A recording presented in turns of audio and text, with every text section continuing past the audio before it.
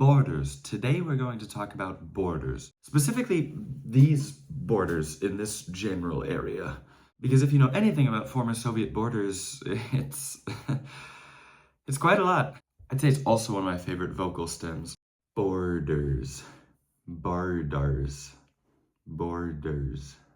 So let's go back again to 1991 and learn more about how some of these strange borders arose. Because as the Soviet Union was collapsing, it left behind some rather peculiar international borders. Some of these borders are merely security concerns, such as the Suwalki Gap stretching from Belarus all the way to Kaliningrad, while other border differences have resulted in conflicts such as between Armenia and Azerbaijan as recently as the 2020s. Of course, there's also instances of exclaves appearing on the map, such as Abkhazia, South Ossetia, and of course, Transnistria. Speaking of which, I did visit Transnistria about a year ago as of making this video, so I would recommend checking that video out if you're interested in that whole conflict. But the bottom line is that when the Soviet Union finally broke apart, it resulted in some rather peculiar and in many cases conflict-inducing borders. And some of those borders that we're going to be focusing on today are right down south in Central Asia. That is south relative to me. I'm currently in Moldova.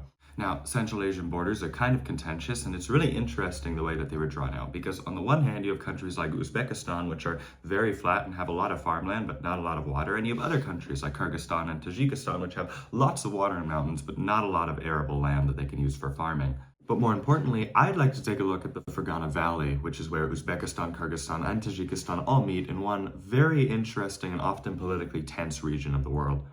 Now, the Fergana Valley is divided by all three of the aforementioned Central Asian countries, all of which gained independence from the Soviet Union in 1991. Now, you may be thinking, those borders look very, very weird, and yes, they are quite odd. So why did they end up like this, and what processes shaped history to result in this rather interesting geographic conundrum?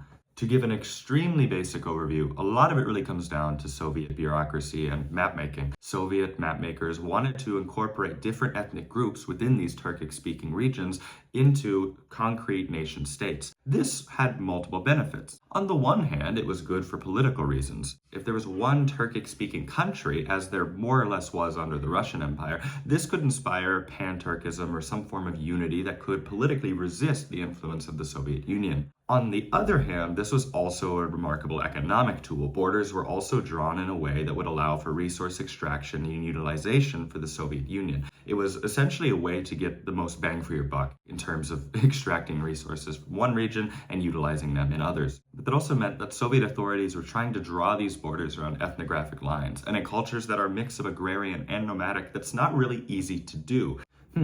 I wonder if applying European border logic to different parts of the world has ever been a problem anywhere else.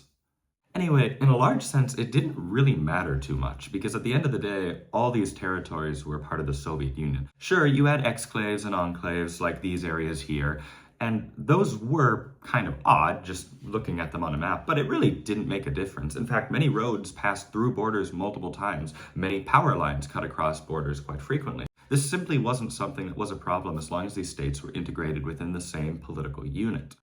And then that union fell apart, and things didn't necessarily go too great for these Central Asian countries. Given that these borders were drawn the way they were, it resulted in a lot of ethnic tension. Uzbeks, Tajiks, and Kyrgyz often found themselves on the wrong side of their respective borders, and even before these borders became an issue, even before the fall of the Soviet Union, violence had already started springing up. The best example of this is probably the Fergana Valley massacre, which occurred in 1989. This was an incident that was tremendously violent and extremely sudden. It wasn't really something that Soviet authorities saw coming, and it really would come to foreshadow some of the things that would come next for the region. I highly recommend looking into that event, by the way. It was in June 1989. It's very fascinating, a very tragic event that is extremely important for this topic, but unfortunately one which I cannot go into in this video. But as you can imagine, these borders would really come to spell a lot of trouble for these countries, especially in the amount of tension they created. I mean, you have these really odd, squiggly borders, and you have all sorts of enclaves. There's one here, there's one here. You get the idea. The problems that this ethnic tension resulted in really became apparent pretty soon. Now, most of us probably know about, or at least have heard of, the post-communist conflicts that engulfed much of Eastern Europe and the Caucasus. I'm thinking Yugoslavia, Romania, Chechnya. These were all instances in which violence broke out as a result of either political or ethnic tensions, and neither of them went particularly well.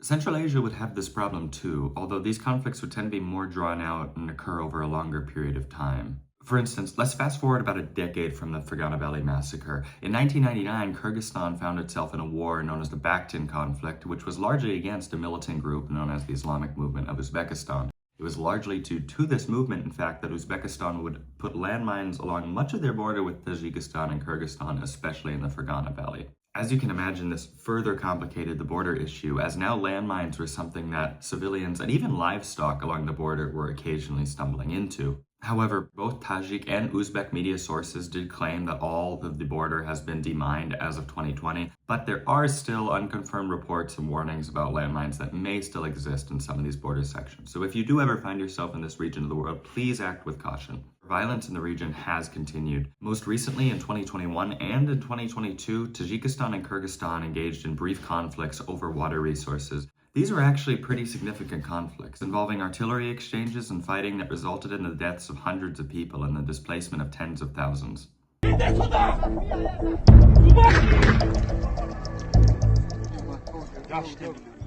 Nevertheless, all this fighting would create pressure on the governments involved to create a more comprehensive plan for how they would administer their borders. This largely resulted in the Khokun Treaty being signed in 2025 between the leaders of Uzbekistan, Kyrgyzstan, and Tajikistan.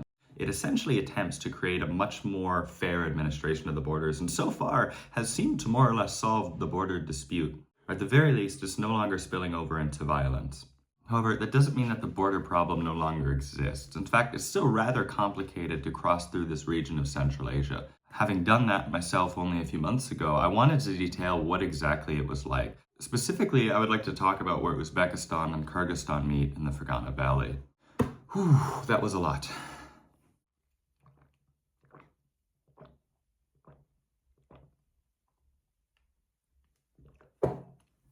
Crossing this border and exploring the area around the border region in the Fergana Valley is obviously much safer than it has been in the past. However, that doesn't necessarily mean that it's very simple. In my case, I planned to cross in the early spring from the cities of Andijan into Osh, which was a bit of a problem. See, at the time I was in the city of Samarkand in southern Uzbekistan. That meant I would have to travel all the way to Tashkent before I could even find a train that would go to Andijan. I'm probably mispronouncing that, by the way, for which I apologize. The bottom line is that I had a very long train ride ahead of me, although I will admit it was fairly scenic, and the train ride from Samarkand to Tashkent isn't more than 3 hours usually. When I finally made it to Tashkent, I had developed a slight cold, but I spent the rest of the day resting before taking a very lengthy train ride the following day. The train ride to Andijan took about twice the time as that to Tashkent from Samarkand, but I really have to say these views were amazingly spectacular, and I would highly recommend this route to anyone interested in visiting. By the time I made it to the border city, I was still a good 45 to 50 minute drive from the actual border checkpoint, so the next step was to make friends with another tourist and find a marshrutka bus that would take us to the border. These buses are generally hot, overcrowded, and by far the most efficient way to travel throughout this region. It wasn't an ideal ride, but it certainly got us where we wanted to go, and it was an experience if nothing else. When we approached the border, because we were walking on foot, we had to exit the marshrutka and actually find a way through the walking portion. Thankfully, actually crossing from Uzbekistan into Kyrgyzstan wasn't too difficult. There were minimal checkpoints, and overall it was a pretty stress-free experience that was fairly easy to move through. I would also like to thank my friend for capturing much of this footage. But now that we were in Kyrgyzstan, it was time to finally take a breath and actually explore the country. And not to sound like a broken record, but Kyrgyzstan really is absolutely beautiful. It's certainly a country I hope to visit again, and one I hope to make a video on someday. Is this a complicated border to cross? It certainly ranks among the most complicated borders I've ever crossed before, especially if you're crossing it on foot. However, it really was quite an experience, and given that these countries are amazingly, stunningly beautiful, like I'm not joking, this is an actual picture I took in Kyrgyzstan. These are countries that I would highly recommend visiting, despite any border complications. Because remember, it's not about how you get there, but about what you do along the way, or about what you do once you're there, or something. I don't really know. Just go to Kyrgyzstan and Uzbekistan, they're amazing. But I think the best takeaway from all of this, and certainly one of the best lessons that I took away from this travel experience, is that history is not necessarily isolated to the past. In fact, it can still shape how we travel and how we move across countries, even in the modern day. Thank you for watching this video. Have a good one.